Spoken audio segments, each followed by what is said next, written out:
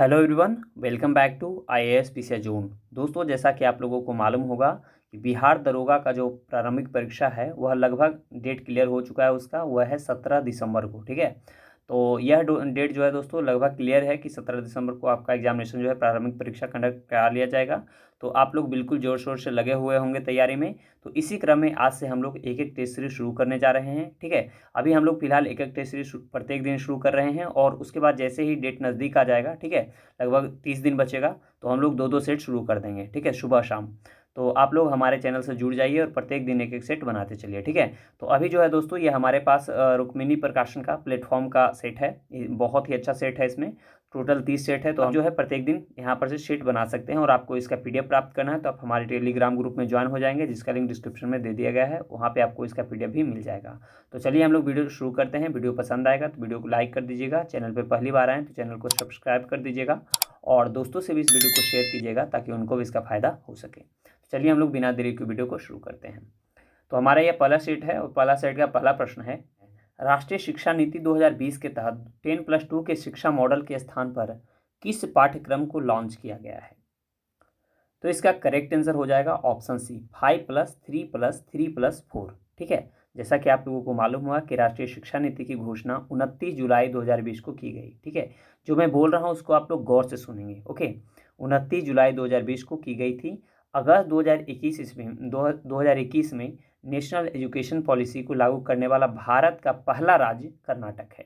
Okay, और राष्ट्रीय शिक्षा नीति 2020 का मसौदा इसरो के पूर्व अध्यक्ष डॉक्टर के कस्तूरीरंगन की अध्यक्षता में तैयार किया गया है। चलिए बस इसको इतना ही। अगले प्रश्न की ओर बढ़ते हैं। अगला प्रश्न है, अंतर्राष्ट्रीय जैव विविधता दिवस, ठीक है, international day of the biological diversity, okay, international day of biological diversity हर वर्ष कब मनाया जाता है? तो इसका करेक्ट आंसर हो जाएगा ऑप्शन ए, 22 मई को। कब मनाया जाता है? 22 मई को। आपको मालूम होगा कि हर वर्ष 22 मई को जो है अंतर्राष्ट्रीय जैव विविधता दिवस मनाया जाता है और यह जो है संयुक्त राष्ट्र महासभा द्वारा जैव विविधता के मुद्दों पर समझ और जागरूकता बढ़ाने हेतु 22 मई 1993 ईस्वी से अंतर्राष्ट्रीय जैव विविधता दिवस की घोषणा हुई है। ओके, यूएन द्वारा 2021 से 2020 को जैव विविधता दशक घोषित किया गया था। यह भी आपको मालूम होना चाहिए। और जैव विविधता के यदि जनक पूछ लिया जाए तो जैव विविधता के जनक जो हैं वो है E.O. विल्सन। ओके, चलिए बढ़ते हैं हम लोग अगले प्रश्न की ओर। अगला प्रश्न है, निम्नलिखित में से प्रत्येक प्रकार के रक्त की बूंद को, ठीक है, निम्नलिखित में से प्रत्येक प्रकार के रक्त की बूंद को 4 अलग अलग स्लाइडों पर रखा गया है। ओके, इनमें से कौन स्कंदित नहीं होगी? ठीक है, तो इसका राइट आंसर क्या हो जाएगा? इसका राइट आंसर हो जाएगा ऑप्शन ए, रक्त सीरम। क्या होगा? रक्त सीरम। जैसा कि आप लोगों को मालूम होगा कि रक्त सीरम वह पदार्थ है जिसमें रक्त कोशिकाओं और थक्का बनने वाले कारकों का पूर्ण अभाव होता है। ठीक है, और रक्त एक तरल संयोजी ऊतक है, यह भी आपको मालूम होगा। ठीक है, चलिए बढ़ते हैं हम लोग अगले प्रश्न की ओर। अगला प्रश्न है, सूर्य की परिक्रमा के दौरान पृथ्वी सूर्य से निम्नतम दूरी पर, ठीक है, निम्नतम दूरी पर होती है। तो निम्नतम दूरी पर जो है किस मंथ में होती है? तो इसका करेक्ट आंसर हो जाएगा ऑप्शन डी, जनवरी महीने में। कब होती है दोस्तों? जनवरी महीने में। जैसा कि आप लोगों को मालूम होगा कि 3 जनवरी को सूर्य और पृथ्वी के बीच की दूरी न्यूनतम होती है। इसे जो है उपसौर कहते हैं। क्या कहते हैं? उपसौर कहते हैं। उपसौर के समय पृथ्वी को 7% अधिक और विकिरण प्राप्त होता है। इस समय पृथ्वी से सूर्य की दूरी 9.14, ठीक है, 9.14 करोड़ मील होता है। ओके, चलिए बढ़ते हैं हम लोग अगले प्रश्न की ओर। अगला प्रश्न हमारा है, एक मिश्र धातु जर्मन सिल्वर में तांबे और जस्ते का अनुपात 21:16 था। ठीक है, जबकि निकिल और जस्ते का अनुपात 7:24 था। मिश्र धातु में तांबा, जस्ता, निकिल का अनुपात क्या था? तो इसका करेक्ट आंसर क्या हो जाएगा? इसका करेक्ट आंसर हो जाएगा ऑप्शन बी, 63:48:14। चलिए बढ़ते हैं हम लोग अगले प्रश्न की ओर। अगला प्रश्न है, एक व्यक्ति लंबे समय तक उपवास में रहता है, उसके मूत्र में किसकी मात्रा असामान्य होगी? ठीक है, तो इसका करेक्ट आंसर हो जाएगा ऑप्शन डी, कीटोन का। किसका होगा? कीटोन का होगा। एक व्यक्ति लंबे समय तक उपवास में रहता है, उसके मूत्र में कीटोन की मात्रा असामान्य होगी। उपवास के दौरान शरीर की ऊर्जा जो है, ऊर्जा आवश्यकता को पूरा करने के लिए शरीर संबंधी वसा का उपयोग करना शुरू कर देता है। वसा की उपापचय की प्रक्रिया के दौरान यह कीटोन का उत्पादन करता है, इससे रक्त में कीटोन्स की मात्रा बढ़ जाती है। ठीक है, चलिए बढ़ते हैं हम लोग अगले प्रश्न की ओर। निम्नलिखित में से कौन शीतोष्ण कटिबंधीय घास का मैदान नहीं है? ठीक है, यहाँ पे नहीं है, तो इसका करेक्ट आंसर हो जाएगा ऑप्शन ए सेलवास। ठीक है, इसका करेक्ट आंसर क्या हो जाएगा? सेलवास हो जाएगा। ठीक है, सेलवास उष्णकटिबंधीय घास का मैदान अमेजन बेसिक क्षेत्र में पाई जाती है। सवाना घास को हाथी घास भी कहा जाता है। चलिए बढ़ते हैं हम लोग अगले प्रश्न की ओर। अगला प्रश्न है, निम्नलिखित में से कौन सी दक्षिण अटलांटिक महासागर की शीतल धारा है? ठीक है, दक्षिण अटलांटिक महासागर की शीतल धारा है, तो इसका करेक्ट आंसर क्या हो जाएगा? इसका करेक्ट आंसर हो जाएगा ऑप्शन बी वेनेजुएला धारा। क्या हो जाएगा दोस्तों? वेनेजुएला धारा हो जाएगा। ठीक है, वेनेजुएला धारा जो है अटलांटिक महासागर की शीतल धारा है।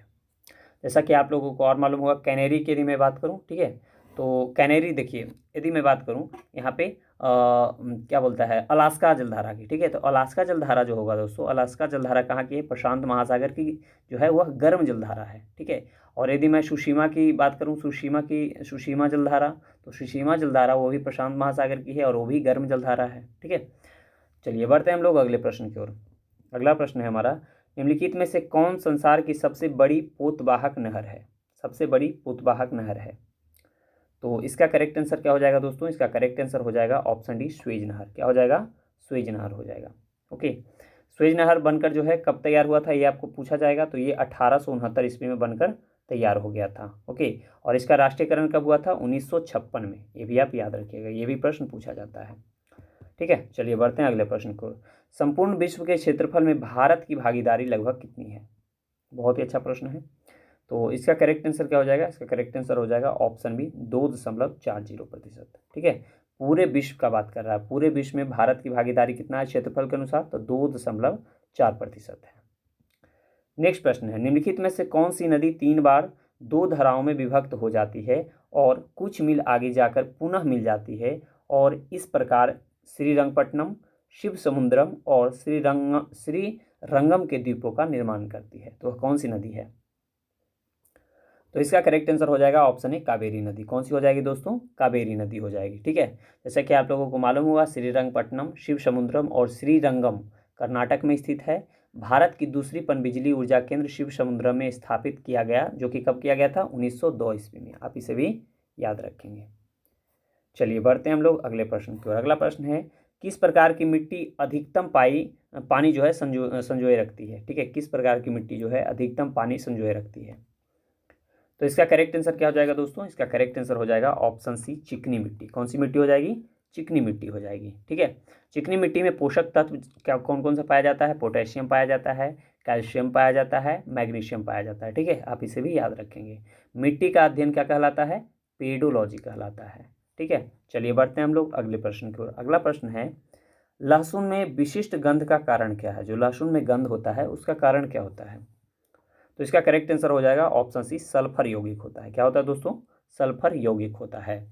जैसा कि आप लोगों को मालूम होगा, लहसुन, प्याज एक बीजी पत्री पौधे का उदाहरण है। ठीक है, लहसुन, प्याज लिलिएसी कुल का पौधा है। ओके, कृत्रिम रबर को अधिक गुणवत्तापूर्ण बनाने के लिए सल्फर मिलाकर तैयार किया जाता है, जिसे वल्कनीकरण कहा जाता है।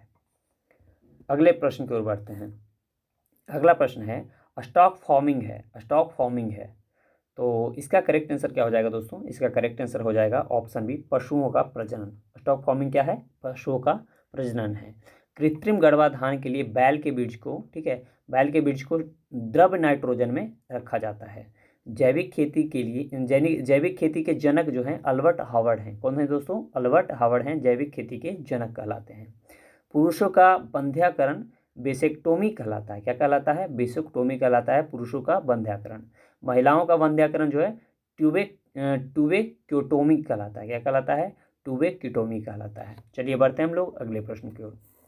विश्व पर्यावरण दिवस किस तारीख को मनाया जाता है? विश्व पर्यावरण दिवस।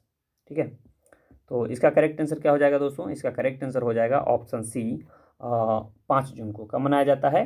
5 जून को मनाया जाता है। ओके, जैसा कि आप लोगों को मालूम होगा कि 1973 से पर्यावरण दिवस 5 जून को मनाया जाता है। विश्व कविता दिवस 21 मार्च को मनाया जाता है। ये भी आप याद रखिएगा। ठीक है, 21 मार्च को क्या मनाया जाता है? विश्व कविता दिवस मनाया जाता है।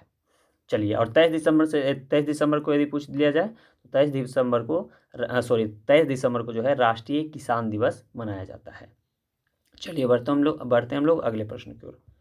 अगला प्रश्न हमारा है प्रकाश संश्लेषण द्वारा, ठीक है, प्रकाश संश्लेषण द्वारा ऊर्जा का कितना प्रतिशत भाग रासायनिक ऊर्जा में परिवर्तित हो जाता है। तो इसका करेक्ट आंसर क्या हो जाएगा दोस्तों, इसका करेक्ट आंसर हो जाएगा ऑप्शन है 1 से 2%। ओके, तो देखिए यहाँ पे प्रकाश रासायनिक क्रिया पर्णहरित के ग्रेणा में संपन्न होती है, इसे हील क्रिया भी कहते हैं। इस प्रक्रिया में जल का अपघटन होकर हाइड्रोजन आयन तथा इलेक्ट्रॉन बनाता है। जल के अपचयन के लिए ऊर्जा प्रकाश द्वारा प्राप्त होता है। इस प्रक्रिया के अंत में ऊर्जा के रूप में एटीपी तथा NADPH निकलता है। ठीक है, रासायनिक प्रकाशहीन क्रिया क्लोरोफिल के स्ट्रोमा में संपन्न होती है, इसे अप्रकाशित अभिक्रिया कहा जाता है। चलिए बढ़ते हैं हम लोग अगले प्रश्न की ओर। अगला प्रश्न है निम्नलिखित में से कौन सा सामान्य उपयोग में लाए जाने वाला सिंथेटिक फाइबर है। ठीक है, समान उपयोग में लाया जाने वाला सिंथेटिक फाइबर है। तो इसका करेक्ट आंसर क्या हो जाएगा दोस्तों, इसका जो करेक्ट आंसर देखिए होगा वह हो जाएगा इसमें से सभी। ठीक है, पॉलिएस्टर भी हो जाएगा, नॉयलन भी हो जाएगा, रेयॉन भी हो जाएगा और एक्राइलिक भी हो जाएगा। ठीक है, इस प्रकार सही उत्तर हमारा ऑप्शन डी होगा इसमें। अगला प्रश्न है नीचे दिए गए पौधे और उनके खाद्य भाग के युग्मों में से कौन सा सही सुमेलित नहीं है। ठीक है, तो अदरक प्रकंद यह सही है, प्याज मांसल पर्ण यह भी सही है, आलू मूल देखिए ये गलत हो जाएगा। ठीक है, फिर नारियल भ्रूणपोष यह भी सही हो जाएगा। तो आलू जो होगा दोस्तों, आलू जो है मूल युग्म सही सुमेलित नहीं है, क्योंकि आलू क्या है, आलू एक कंद है। ठीक है, तो इसलिए हमारा सी गलत होगा। अगला प्रश्न है किस पदार्थ के ऑक्सीकरण से सर्वाधिक ऊर्जा प्राप्त होती है। ठीक है, सर्वाधिक ऊर्जा प्राप्त होती है, तो इसका करेक्ट आंसर हो जाएगा ऑप्शन सी वसा से। किससे होगा, वसा से होगा। जैसा कि आप लोगों को मालूम होगा कि 1 ग्राम वसा के ऑक्सीकरण से 9.3 कैलोरी ऊर्जा उत्पन्न जो है होती है। ठीक है, 1 ग्राम वसा से कितना, एक ग्राम वसा के ऑक्सीकरण से 9.3 कैलोरी ऊर्जा उत्पन्न होती है।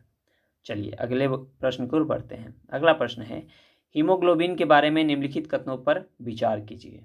ठीक है, तो इसमें से जो है कौन से कथन सही है ये आपको चूज करना है। तो पहला कथन दिया गया है यह रक्त में ऑक्सीकरण का संचार करता है, बिल्कुल यह कथन सही है। दूसरा है यह लौह युक्त यौगिक है, यह भी कथन सही है। ठीक है, फिर दिया गया है यह कुछ रोगों के प्रति प्रतिरक्षा प्रदान करता है, देखिए ये कथन गलत यहाँ पे हो जाएगा। ठीक है, हीमोग्लोबिन के बारे में कह रहा, तो तीसरा हमारा गलत हो जाएगा। फिर यह रक्त को लाल रंग प्रदान करता है, यानी यह सही होगा। पहला, दूसरा और चौथा हमारा सही होगा, तो करेक्ट आंसर हमारा ऑप्शन डी हो जाएगा। नेक्स्ट प्रश्न है निम्नलिखित में से कौन सा एक सुमेलित नहीं है। ठीक है, कौन सा इसमें एक सुमेलित नहीं है ये आपको देखना है। तो चलिए देख लेते हैं। डेसिबल ध्वनि की प्रबलता की इकाई है, बिल्कुल सही है। अश्व शक्ति की इकाई है, बिल्कुल यह भी सही है। फिर दिया गया है समुद्र मील नौ संचालन में दूरी की इकाई है, बिल्कुल यह भी सही है। फिर दिया है सेल्सियस ऊष्मा की इकाई है, देखिए ये गलत हो जाएगा। ठीक है, क्योंकि सेल्सियस जो है ताप की सीजियस इकाई होती है। ठीक है, और ताप की सही मात्रा क्या है, केल्विन होता है, तो ये हमारा गलत हो जाएगा। ओके, ये क्या हो जाएगा दोस्तों, गलत हो जाएगा। चलिए बढ़ते हैं हम लोग अगले प्रश्न को। अगला प्रश्न है निम्न में से कौन सा बल क्षयकारी बल है। ठीक है, क्षयकारी बल है, तो इसका करेक्ट आंसर क्या हो जाएगा दोस्तों, इसका करेक्ट आंसर हो जाएगा ऑप्शन बी घर्षण बल। कौन सा हो जाएगा, घर्षण बल होगा।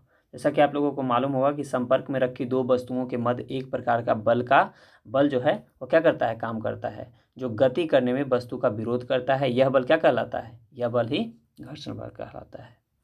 ठीक है, चलिए बढ़ते हैं अगले प्रश्न को।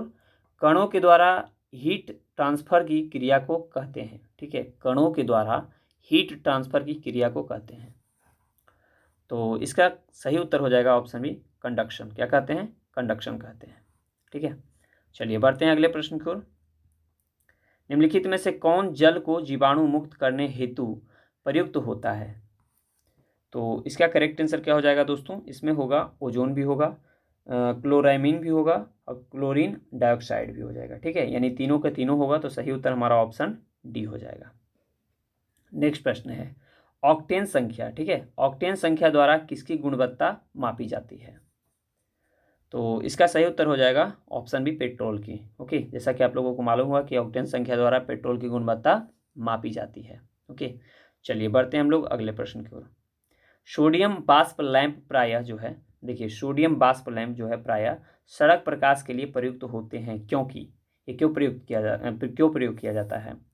तो इसका सही उत्तर हो जाएगा, इसका प्रकाश एक वर्णी है और पानी की बूंदों से गुजरने पर विभक्त नहीं होता है। ठीक है, तो इसलिए सही उत्तर हमारा ऑप्शन बी होगा। अगला प्रश्न है, लंबे दूरी तक रेडियो प्रसारण के लिए निम्नलिखित में मुख्यतः किसका उपयोग किया जाता है? ठीक है, तो इसका सही उत्तर क्या हो जाएगा? इसका सही उत्तर हो जाएगा ऑप्शन सी, आयन मंडलीय तरंगों का। किसका होगा? आयन मंडलीय तरंगों का। जैसा कि आप लोगों को मालूम होगा कि लंबी दूरी तक रेडियो प्रसारण के लिए मुख्यतः आयन मंडलीय तरंगों का उपयोग किया जाता है। अगला प्रश्न है, पानी की अस्थायी कठोरता के लिए निम्न में से कौन उत्तरदायी है? यहाँ पे पूछ रहा है अस्थायी कठोरता के लिए। ठीक है, तो इसका करेक्ट आंसर क्या हो जाएगा? इसका करेक्ट आंसर हो जाएगा ऑप्शन है, कैल्शियम और मैग्नीशियम के क्लोराइड व सल्फेट। ठीक है, चलिए बढ़ते हैं हम लोग अगले प्रश्न को। अगला प्रश्न है, शराब पीकर वाहन चलाने की श्वसन परीक्षण में यातायात पुलिस का इस्तेमाल करती है। ठीक है, तो इसका करेक्ट आंसर क्या हो जाएगा दोस्तों? इसका करेक्ट आंसर हो जाएगा ऑप्शन ए, पोटेशियम डाइक्रोमेट, ठीक है, सल्फ्यूरिक अम्ल एसिड का। ठीक है, सही उत्तर ऑप्शन ए होगा।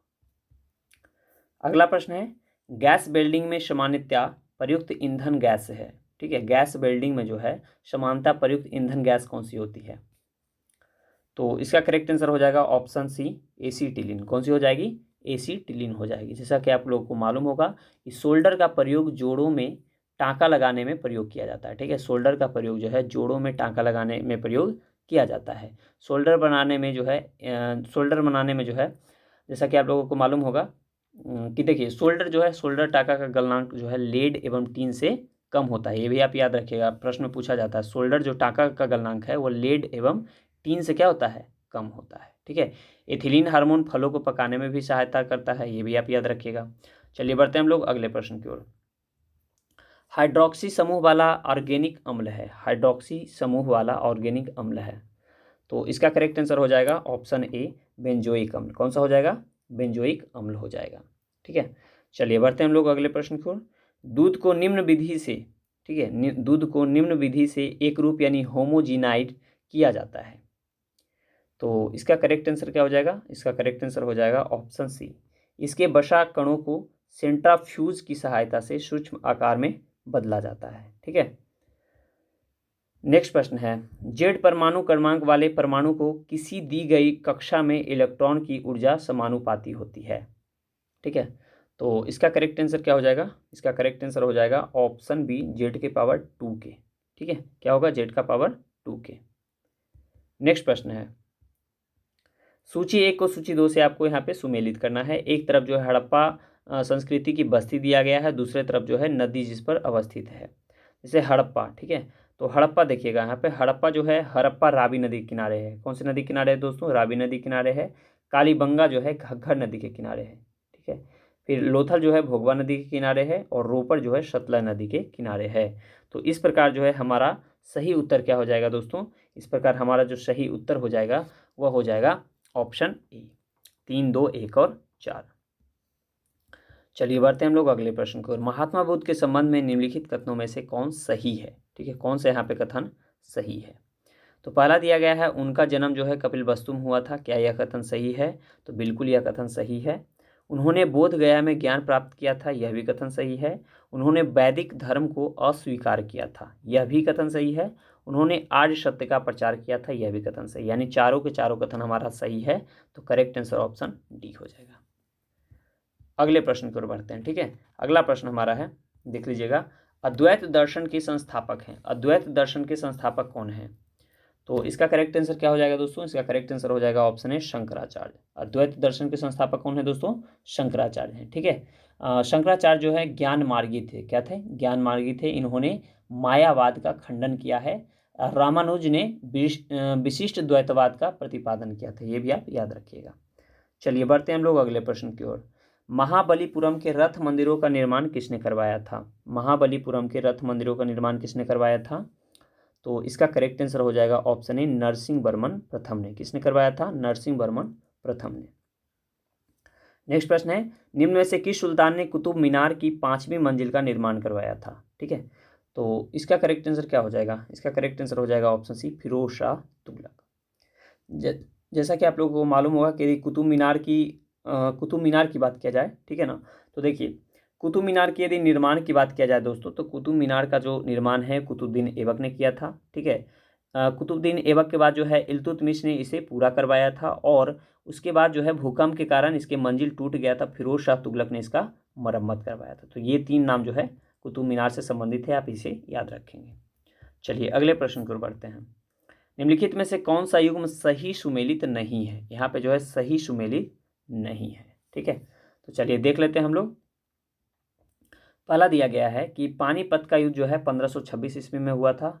बिल्कुल यह कथन जो है सही है। ठीक है, उसके बाद दिया गया है कि खानवा का युद्ध जो है 1527 ईस्वी में हुआ था, तो यह भी कथन सही है। फिर दिया गया है घाघरा का युद्ध 1529 ईस्वी में हुआ था, तो यह भी कथन सही है। फिर दिया गया चंदेरी का युद्ध 1530 ईस्वी में हुआ है। ठीक है, देखिए ये कथन गलत हो जाएगा। ठीक है, 1530 ईस्वी में नहीं बल्कि 1528 ईस्वी में हुआ था। ठीक है, तो हमारा डी ऑप्शन क्या होगा? यहाँ पे गलत हो जाएगा, तो सही उत्तर हमारा ऑप्शन डी होगा, क्योंकि यहाँ गलत कथन ही पूछा जा रहा था।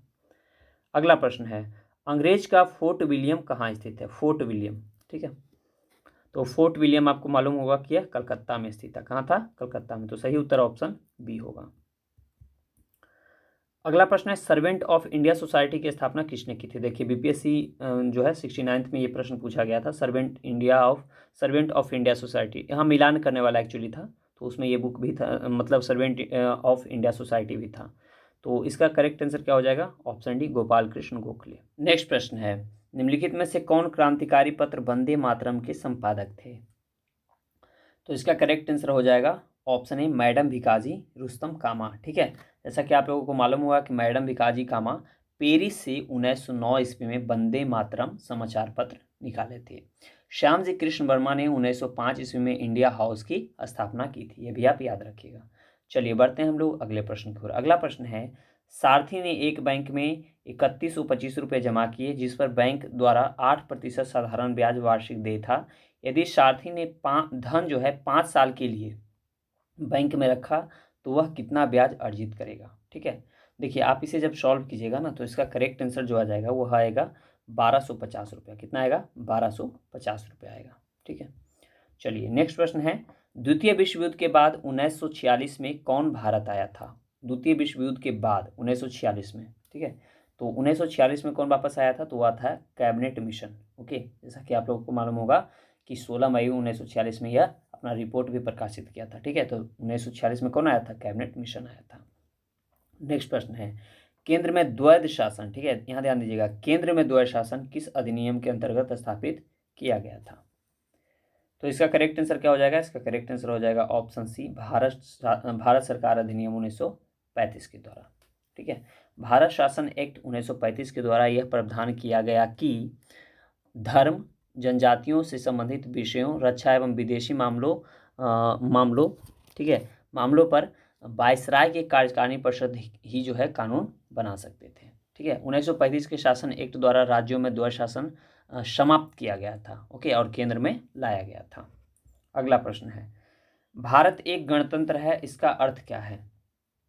तो इसका करेक्ट आंसर क्या हो जाएगा? इसका करेक्ट आंसर हो जाएगा कि भारत में वंशानुगत शासन नहीं है। ठीक है, यही है गणतंत्र का मतलब। ठीक है, चलिए नेक्स्ट प्रश्न है, मौलिक अधिकार के अंतर्गत कौन सा अनुच्छेद बच्चों के शोषण के, ठीक है, बच्चों के शोषण के विरुद्ध अधिकार संबंधित है?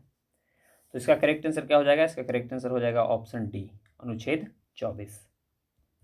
नेक्स्ट प्रश्न है, निम्नलिखित में से किस प्रकार के प्राधिकार भारत के राष्ट्रपति को प्राप्त हैं? ठीक है, तो इसका करेक्ट आंसर देखेंगे यहाँ पे, देखिए वास्तविक और लोकप्रिय, बिल्कुल यह नहीं हो जाएगा, क्योंकि वास्तविक अधिकार जो है प्रधानमंत्री के पास है। यहाँ इनके पास औपचारिक है, तो यहाँ औपचारिक तो सही है। ठीक है, और उसके बाद फिर विधिक होगा, यानी ऑप्शन बी, मतलब दूसरा हमारा इसमें सही हो जाएगा। और फिर राजनीतिक और नाम मात्र का, ठीक है, तो ये भी गलत हो जाएगा, राजनीतिक नहीं है। और फिर संवैधानिक और नाम मात्र का, ये देखिए ये सही होगा, यानी दूसरा और चौथा हमारा क्या है? करेक्ट है, तो सही उत्तर ऑप्शन डी हो जाएगा। नेक्स्ट प्रश्न है, एक जौहरी ने हीरे का एक हार विशिष्ट रूप से बनाया और उसका विक्रय मूल्य जो है 10 लाख रुपए तय किया था। ठीक है, इसके निर्माण में कच्चे माल सहित जौहरी ने 3 लाख का निवेश किया था और 2 लाख रुपए के श्रम भुगतान किया था। ठीक है, श्रम शुल्क का भुगतान किया था। यदि कच्चे माल की लागत का 20% सोना था तो सोना खरीदने के लिए जौहरी ने कितने रकम खर्च की थी। ठीक है, तो आप इसे जब सॉल्व कीजिएगा सही उत्तर आ जाएगा और वो आ जाएगा 60,000। कितना आ जाएगा? 60,000 आ जाएगा। ठीक है, यानी ऑप्शन इसका ए सही होगा। नेक्स्ट प्रश्न है, विधान परिषद किसी साधारण विधेयक को निम्नलिखित में से किस अवधि तक रोक सकती है।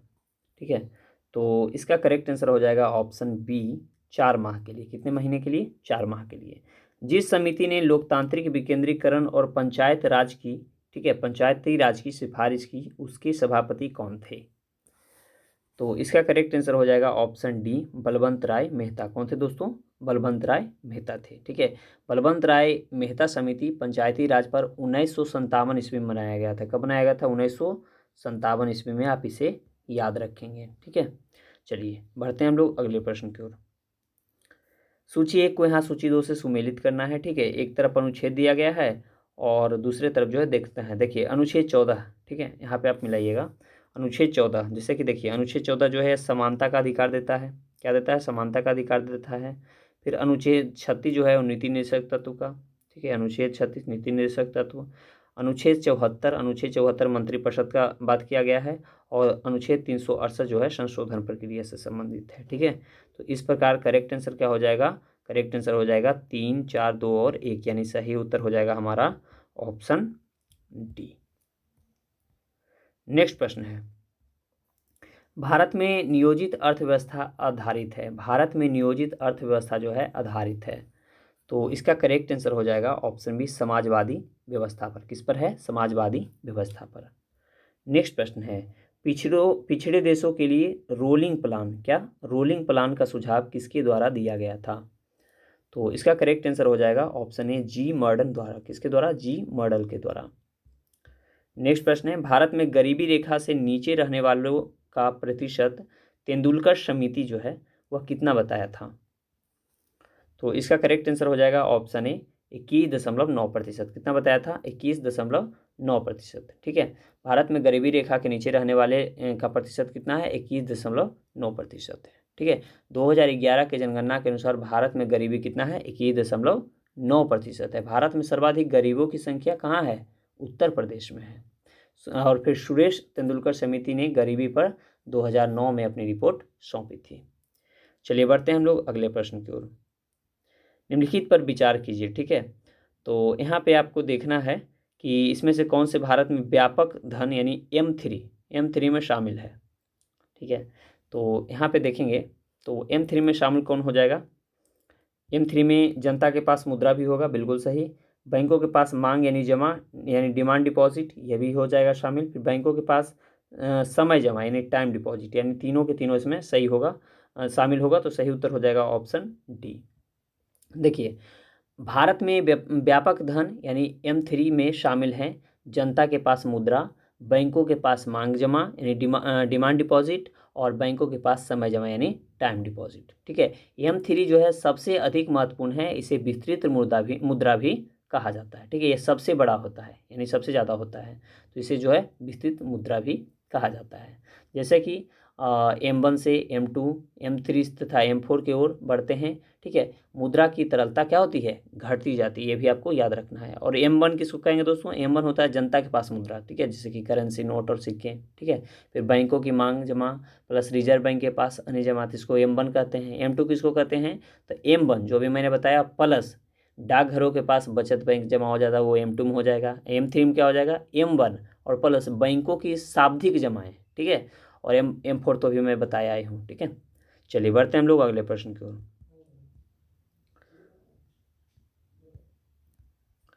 अगला प्रश्न है, रुपए की परिवर्तनीयता का तात्पर्य है। ठीक है, तो इसका करेक्ट आंसर हो जाएगा ऑप्शन सी, रुपए को अन्य प्रमुख मुद्राओं को रुपए में मुक्त रूप से परिवर्तित कर देने की अनुमति। ठीक है, ये हो जाएगा इसका करेक्ट आंसर। अगला प्रश्न है, ब्रेक इवन बिंदु, ब्रेक इवन पॉइंट क्या है?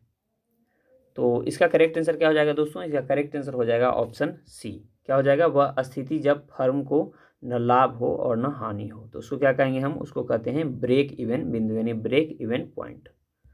नेक्स्ट प्रश्न है, निम्नलिखित खेलों में से प्रत्येक पक्ष में खिलाड़ियों की संख्या किस खेल में सर्वाधिक है? ठीक है, सर्वाधिक है।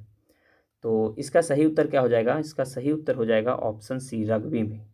ठीक है, रग्बी फुटबॉल में, माफ कीजिएगा, किसमें? रग्बी फुटबॉल में। रग्बी फुटबॉल में जो है खिलाड़ियों की संख्या कितनी होती है दोस्तों? तो 15 होती है। कितना होती है? 15 होती है। ठीक है। और खो खो की मैं बात करूं तो खो खो में कितना होता है? तो खो खो में जो है 9 खिलाड़ी होते हैं। कितने होते हैं? 9, यानी 9 प्लेयर दोनों तरफ होते हैं। और कबड्डी में कितना होता है? तो कबड्डी में जो है 7 प्लेयर होता है। और हॉकी का बात किया जाए तो हॉकी में कितना होता है? 11 प्लेयर होता है दोनों साइड। ठीक है, तो सबसे ज़्यादा रग्बी फुटबॉल में 15 होगा। नेक्स्ट है, बैंकिंग वातावरण में प्रयोग होने वाला टर्म एनपीए का पूरा नाम क्या है? ठीक है, एनपीए का पूरा नाम क्या है? तो इसका करेक्ट आंसर हो जाएगा option C, non performing asset. क्या होगा? नॉन परफॉर्मिंग एसिड होगा। नेक्स्ट है, देखिए ये प्रश्न है, ए और बी एक साथ मतलब 1.2 दिन में एक कार्य को पूरा कर सकते हैं। हालांकि यदि ए अकेले आधा कार्य करके छोड़ देता है तो बाकी बचे आधे कार्य को फिर बी अकेले पूरा करता है। ठीक है, इस तरह कार्य पूरा करने में 2.5 दिन लगते हैं। यदि बी ए की तुलना में अधिक कुशल है और बी अकेला ही उस कार्य को शुरू से आखिर तक पूरा करे तो उसे कितने दिन लगेंगे? ठीक है, तो इसको जब आप निकालिएगा तो इसका करेक्ट आंसर आएगा 2 दिन में। कितने दिन में आएगा? 2 दिन में आएगा। ठीक है, चलिए बढ़ते हैं हम लोग नेक्स्ट प्रश्न की ओर। नेक्स्ट प्रश्न है, प्रसिद्ध भारतीय वैज्ञानिक सीवी रमन के रमन इफेक्ट खोज के दिन को विज्ञान दिवस के रूप में मनाया जाता है। यह निम्न में से किस तिथि को मनाया जाता है? तो इसका करेक्ट आंसर हो जाएगा ऑप्शन बी, 28 फरवरी को। क्या हो जाएगा दोस्तों? 28 फरवरी को। नेक्स्ट प्रश्न है, महात्मा गांधी ने अपनी आत्मकथा मूलतः किस भाषा में लिखी थी? तो इसका करेक्ट आंसर हो जाएगा ऑप्शन बी, गुजराती में। कौन सी भाषा में लिखी थी दोस्तों? गुजराती भाषा में। नेक्स्ट प्रश्न है, प्रतिष्ठित टाइलर पुरस्कार, ठीक है, प्रतिष्ठित टाइलर पुरस्कार जो है किस क्षेत्र में विशिष्ट योगदान हेतु प्रदान किया जाता है? तो इसका करेक्ट आंसर क्या हो जाएगा? इसका करेक्ट आंसर हो जाएगा ऑप्शन डी, पर्यावरण सुरक्षा के लिए। ठीक है, टाइलर पुरस्कार। विश्व प्रसिद्ध मयूर सिंहासन मुगलों के किस भवन में रखा गया था? तो इसका सही उत्तर क्या हो जाएगा? इसका सही उत्तर हो जाएगा ऑप्शन डी, दिल्ली के लाल किले का दीवान ए आम में। ठीक है, नेक्स्ट प्रश्न है, 20 रुपये के नोट पर निम्नलिखित में से किस राष्ट्रीय उद्यान की छवि है? ठीक है, 20 रुपये के नोट में पूछा जा रहा है, तो इसका सही उत्तर हो जाएगा ऑप्शन ए, माउंट हैरियट का। किसका है? माउंट हैरियट का है। नेक्स्ट प्रश्न है, तारापुर परमाणु ऊर्जा संयंत्र की स्थापना किस देश की सहायता से की गई थी? तो तारापुर का बात किया जा रहा है। ठीक है, तो इसका करेक्ट आंसर क्या हो जाएगा दोस्तों? इसका करेक्ट आंसर हो जाएगा ऑप्शन ए, संयुक्त राज्य अमेरिका की सहायता से। नेक्स्ट है, दूध की कीमत 20% बढ़ गई है, व्यय को उतने ही रखने के लिए वर्तमान उपभोग में कितनी कमी करनी होगी? ठीक है, तो जब आप इसे निकालेंगे तो इसका सही उत्तर हो जाएगा ऑप्शन डी, 16.2/3%। कितना हो जाएगा? 16.2/3%। नेक्स्ट प्रश्न है, सन 2011 के जनगणना के अनुसार बिहार के किस जिले में महिला साक्षरता दर सबसे अधिक है? ठीक है, सबसे अधिक पूछा जा रहा है। देखिए, सबसे अधिक यदि पूछा जाए ना तो इसका सही उत्तर हो जाएगा रोहतास, क्योंकि पूरे बिहार में सबसे ज़्यादा जो साक्षरता दर है वह रोहतास का ही है। ठीक है, तो महिला भी वहीं होगी और पुरुष भी वहीं होगा। चलिए बढ़ते हैं हम लोग अगले प्रश्न की ओर। बिहार पंचायती राज अधिनियम 2006 के अंतर्गत त्रिस्तरीय पंचायतों के स्थानों या पदों में सभी कोटियों में महिलाओं के लिए कितने प्रतिशत आरक्षण की व्यवस्था की गई है? तो इसका करेक्ट आंसर क्या हो जाएगा? इसका करेक्ट आंसर हो जाएगा ऑप्शन बी, 50% का। कितना किया गया है? 50% का। नेक्स्ट प्रश्न है, निम्न में से किस वर्ष रूस के कृषक दास प्रथा का अंत हुआ? ठीक है, रूस में जो है कृषक दास प्रथा का अंत हुआ, तो वह हुआ था दोस्तों 1861 ईस्वी में। कब हुआ था? 1861 ईस्वी में। ठीक है, चलिए बढ़ते हैं हम लोग अगले प्रश्न को। निम्न में से किन देशों के बीच नानकिंग की संधि हुई थी? तो इसका करेक्ट आंसर हो जाएगा ऑप्शन डी, चीन ब्रिटेन के मध्य। किसके बीच में हुआ था नानकिंग की संधि? चीन और ब्रिटेन के मध्य। नेक्स्ट प्रश्न है, निम्न में से किस प्रकार की तरंगों का प्रयोग जो है रात्रि दृष्टि उपकरण में किया जाता है? ठीक है, तो इसका सही उत्तर हो जाएगा ऑप्शन ए अवरक्त तरंगों की। किसका हो जाता है? अवरक्त तरंगों का। तेल का एक बैरल, ठीक है, एक बैरल निम्न में से लगभग कितना होता है? एक बैरल बराबर कितना होता है? तो वह होता है 159 लीटर। एक बैरल बराबर 159 लीटर होता है। नेक्स्ट प्रश्न है, सर सीवी रमन को उनके किन प्रयोग के लिए नोबेल पुरस्कार प्रदान किया गया था? तो इसका करेक्ट आंसर हो जाएगा ऑप्शन ए प्रकाश प्रकीर्णन के लिए। किसके लिए? प्रकाश प्रकीर्णन के लिए। नेक्स्ट प्रश्न है, निम्न में से कौन प्राथमिक प्रदूषक के उदाहरण नहीं है? प्राथमिक प्रदूषक के, ठीक है, तो इसका करेक्ट आंसर क्या हो जाएगा? इसका करेक्ट आंसर हो जाएगा ऑप्शन सी सल्फर डाइऑक्साइड। ठीक है दोस्तों। नेक्स्ट प्रश्न है, निम्न में से किस उद्योग की निगरानी हेतु जैव चिप का विकास किया गया था? ठीक है, जैव चिप का पूछा जा रहा है, तो इसका करेक्ट आंसर हो जाएगा ऑप्शन डी मत्स्य उद्योग। किसका हो जाएगा? मत्स्य उद्योग का हो जाएगा। नेक्स्ट प्रश्न की ओर बढ़ते हैं, निम्न में से किस पुरस्कार को वरीयता सूची में स्थान दिया गया है? ठीक है, वरीयता सूची में, तो इसका करेक्ट आंसर क्या हो जाएगा दोस्तों? इसका करेक्ट आंसर ऑप्शन ए हो जाएगा भारत रत्न को। किसका दिया गया है? भारत रत्न को दिया गया है। चलिए बढ़ते हैं हम लोग अगले प्रश्न को। दिए गए विकल्पों में कौन युग जो है सत्य है, युग जो है सही है? तो देख लीजिएगा यहाँ पे दिया गया है कि चेतन भगत मिडनाइट चिल्ड्रन, ये गलत है।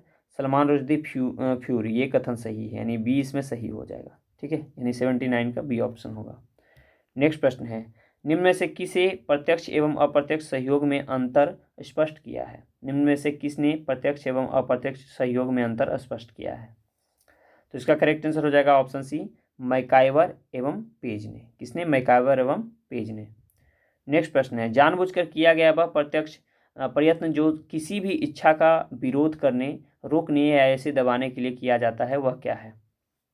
तो इसका करेक्ट आंसर हो जाएगा ऑप्शन बी संघर्ष। क्या कहलाता है? संघर्ष कहलाता है। निम्न में से कौन मानव विकास सूचकांक का संकेतक नहीं होता है? मानव विकास सूचकांक का, ठीक है, तो देखिए मानव विकास सूचकांक का जो संकेतक होता है वो प्रति व्यक्ति राष्ट्रीय आय होता है, शिक्षा भी होता है, शहरीकरण का स्तर नहीं होगा, यानी हमारा सी इसमें गलत होगा, फिर आयु और संभाविता ये भी होता है। ठीक है, तो इसका करेक्ट आंसर ऑप्शन सी होगा। नेक्स्ट प्रश्न है, कनाडा ओपन 2023 विजेता लक्ष्य सेन किस खेल से संबंधित हैं? ठीक है, तो इसका सही उत्तर हो जाएगा ऑप्शन बी बैडमिंटन से। किससे हैं? बैडमिंटन से। नेक्स्ट प्रश्न है, देश के पहले सहकारिता से संचालित सैनिक स्कूल का शिलान्यास कहाँ किया गया? तो इसका सही उत्तर हो जाएगा ऑप्शन सी गुजरात में। कहाँ किया गया है? गुजरात में। नेक्स्ट प्रश्न है, हाल ही में किस देश के द्वारा भारतीय संरक्षणवादियों को पर्यावरण पुरस्कार दिया गया? तो यह दिया गया है दोस्तों ब्रिटेन को। किसको दिया गया है? ब्रिटेन को दिया गया है। नेक्स्ट प्रश्न है, ब्रिटेन के प्रधानमंत्री ऋषि सुनक द्वारा 2023 का पॉइंट ऑफ लाइट अवार्ड, ठीक है, पॉइंट ऑफ लाइट अवार्ड से किस भारतीय को सम्मानित किया? तो इसका सही उत्तर हो जाएगा ऑप्शन ए राजिंदर सिंह भट्ट को। किसको किया गया? राजिंदर सिंह भट्ट को। नेक्स्ट प्रश्न है, विश्व जनसंख्या दिवस 2023 के संदर्भ में निम्नलिखित में से कौन सा कथन सत्य है? ठीक है, तो देखेंगे, पहला दिया गया है इसे 11 जुलाई को मनाया जाता है, यह तो कथन सत्य है। दूसरा है इसकी थीम लैंगिक समानता की शक्ति को उजागर करना है, यानी यह भी कथन सही है। तो जब दोनों को दोनों हमारा सही है तो सही उत्तर ऑप्शन सी हो जाएगा, 1 और 2 दोनों। नेक्स्ट प्रश्न है, 23वां शंघाई सहयोग संगठन के राष्ट्र प्रमुखों की परिषद यानी CHS समिति की पहली बार अध्यक्षता किस देश द्वारा किया गया? तो इसका सही उत्तर हो जाएगा ऑप्शन बी भारत के द्वारा। किसके द्वारा? भारत के द्वारा। जून 2023 में किस शहर द्वारा अंतर्राष्ट्रीय जैव महोत्सव, ठीक है, अंतर्राष्ट्रीय जैव महोत्सव का मेजबानी किया गया? तो यह किया गया विशाखापट्टनम के द्वारा। किसके द्वारा? विशाखापट्टनम के द्वारा। नेक्स्ट प्रश्न है, जून 2023 में 16वां विशेष ओलंपिक खेल का आयोजन किस देश में हुआ? ठीक है, तो इसका सही उत्तर क्या हो जाएगा दोस्तों? इसका सही उत्तर हो जाएगा ऑप्शन ए जर्मनी, यानी बर्लिन में। कहाँ किया गया? जर्मनी, बर्लिन में। नेक्स्ट प्रश्न है, महिला एवं बाल विकास मंत्रालय ने अमृत सृजन अभियान नए भारत के सपने हेतु किसके साथ शुरू किया है? तो इसका सही उत्तर हो जाएगा ऑप्शन सी मेटा के साथ। किसके साथ? मेटा के साथ। अगला प्रश्न है, भारत पाकिस्तान के बीच किशनगंगा और रतले जलविद्युत संयंत्र के आपसी विवाद के मामलों की अध्यक्षता हेतु विश्व बैंक द्वारा किसे अध्यक्ष बनाया गया है? तो यह हो जाएगा ऑप्शन बी सीन मर्फी को। किसको बनाया गया है? सीन मर्फी को। नेक्स्ट प्रश्न है, लूना 25 नामक चंद्रयान किस देश ने लॉन्च किया था? लूना 25, ठीक है। तो इसका सही उत्तर क्या हो जाएगा? इसका सही उत्तर हो जाएगा ऑप्शन बी, रूस ने। किसने किया था? रूस ने। नेक्स्ट प्रश्न है, Stockholm International Peace Research Institute यानी सिपरी द्वारा जारी वैश्विक सैन्य व्यवस्था 2023 में भारत की रैंकिंग क्या है? तो इसका करेक्ट आंसर हो जाएगा ऑप्शन सी, चौथा। कौन सा रैंकिंग है? चौथा रैंकिंग है। अगला प्रश्न है, 5वां आसियान भारत व्यापार शिखर सम्मेलन 2023 का आयोजन कहाँ किया गया? तो इसका सही उत्तर हो जाएगा ऑप्शन ए, कुआलालंपुर मलेशिया में। कहाँ किया गया दोस्तों? कुआलालंपुर मलेशिया में। नेक्स्ट प्रश्न है, पूर्वोत्तर भारत की पहली एयरलाइंस कंपनी को परिचालन शुरू करने की स्वीकृति प्राप्त हुई है, ठीक है। तो वह कौन सी कंपनी है? तो वह है जेटविंग्स एयरवेज। कौन है? जेटविंग्स एयरवेज। नेक्स्ट प्रश्न है, केंद्रीय मंत्रिमंडल ने 2023-24 सत्र के दौरान खरीफ फसलों के लिए न्यूनतम समर्थन मूल्य के संदर्भ में मूंग का कीमत कितना घोषित की गई थी? ठीक है, मूंग का कीमत। तो इसका सही उत्तर हो जाएगा ऑप्शन सी, 8558। कितना है? 8558 किया गया था। चलिए बढ़ते हैं हम लोग अगले प्रश्न की ओर। अगला प्रश्न है, DPIIT द्वारा, ठीक है, DPIIT द्वारा जारी रिपोर्ट में वित्त वर्ष 2023 के अनुसार भारत का सबसे बड़ा निवेशक कौन है? तो इसका सही उत्तर हो जाएगा ऑप्शन ए, सिंगापुर। कौन सा हो जाएगा? सिंगापुर हो जाएगा। अगला प्रश्न है, नीति आयोग द्वारा हाल ही में 2020-21 के कोविड वर्ष का वार्षिक स्वास्थ्य सूचकांक जारी किया गया है, जिसमें बड़े राज्यों के बीच शीर्ष प्रदर्शनकर्ताओं के रूप में किसे चुना गया है? तो इसका सही उत्तर हो जाएगा ऑप्शन ए, केरल को। किसे चुना गया है? केरल को चुना गया है। अगला प्रश्न है, हाल ही में राष्ट्रीय परीक्षा एजेंसी यानी NTA का नया महानिदेशक किसे नियुक्त किया गया है?